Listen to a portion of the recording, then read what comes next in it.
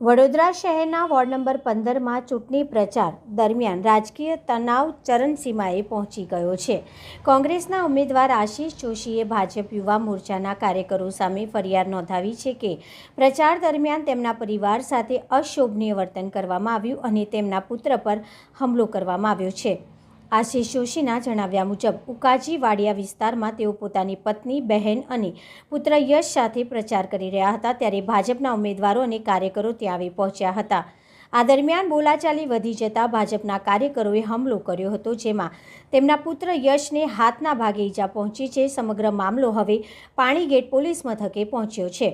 આશિષ જોશીએ વધુમાં આક્ષેપ કર્યા કે ભાજપના ઉમેદવારોને વોર્ડમાં પ્રતિસાદ ન મળતા હારના ભયથી તેઓ ગુંડાગર્દી પર ઉતરી આવ્યા છે.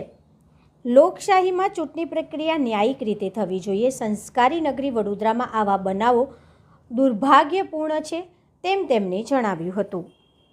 વોર્ડ નંબર 15ની અંદર આજે ભારતીય જનતા પાર્ટીના કાર્યકર્તાઓ દ્વારા મારા પુત્ર પર હુમલો કરવામાં આવ્યો છે. મારા ધર્મપત્ની અને મારા બહેનને બીભત્સ ગાળો બોલી ત્યારે મારા પુત્રે એને રોકવા જતાં આ ભારતીય જનતા પાર્ટીના યુવા મોરચાના કાર્યકર્તા રવિ ત્રિવેદી, પિંકલ માછી અને ભાવિન વ્યાસ દ્વારા મારા પુત્ર પર પણ હુમલો કર્યો છે અને એને આંગળી પર ઈજા પહોંચાડી છે.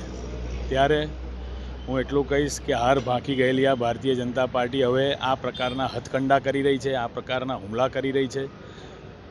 એટલે અમે આજે અહીંયા મારા પુત્રને લઈને આવ્યા છે અને ફરિયાદ નોંધાવી છે અને અમે ન્યાયની આશા રાખીએ છીએ અને આ ચૂંટણી પ્રક્રિયા કાયદેસર રીતે અને સ્વતંત્ર રીતે થાય એવી રીતે અમે જિલ્લા કલેક્ટરને બી અરજી કરીએ છીએ કે આ ત્રણેય વિષયો પર કાયદેસરની કાર્યવાહી કરવી.